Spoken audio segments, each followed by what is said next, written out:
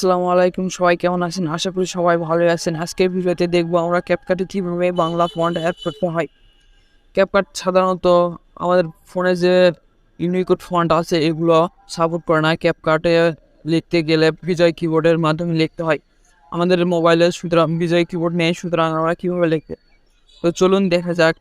ক্যাপকাটে লিখতে গেলে প্রথমে লেখাগুলো লিখলে এরকম হয়ে যায়, ফেটে ফেটে যায়। এর জন্য আমাদের প্রয়োজন একটি ওয়েবসাইট।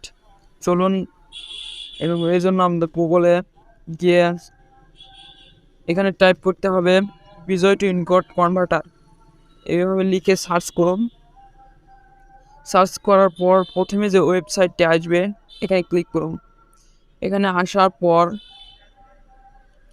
দেখুন এখানে দুইটি লেখার অপশন দেওয়া আছে। এখান থেকে আপনি Unicode to Bijoy to Unicode লিখতে পারেন। তো সুতরাং আমি আমার লেখাটিকে পেস্ট করে দেবে। এখানে আমি লিখেছি আমার সোনার বাংলা আমি তোমায় ভালোবাসি।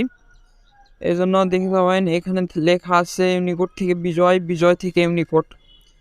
তো সুতরাং আমাদের ইউনিকোড থেকে বিজয় দরকার, তো আমরা ইউনিকোড থেকে বিজয় করে নিচ্ছি। এখানে দেখতে পাবেন অনেক আজুবাজু লেখা আছে, তো এগুলোই হচ্ছে বিজয়, ইউনিকোড থেকে বিজয় লেখা কনভার্ট হয়ে আসে। এগুলোকে কপি করে নেবেন। এগুলোকে কপি করে নেওয়ার পর চলে যাবেন আবার ক্যাপকাটে আসার পর অ্যাড টেক্সটে যাবেন। অ্যাড টেক্সটে যাওয়ার পর এখানে লেখাগুলোকে পেস্ট করে দেবেন। পেস্ট করে দেওয়ার পর এখানে দেখতে পাবেন অ্যাড ফন্ট নামে একটু অপশন আছে, অ্যাড ফন্টে যাবেন।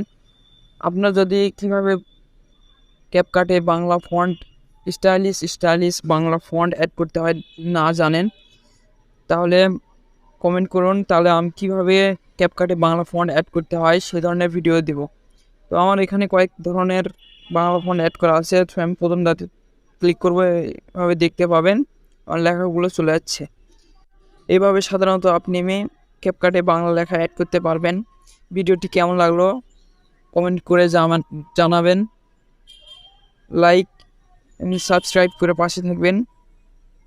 ধন্যবাদ।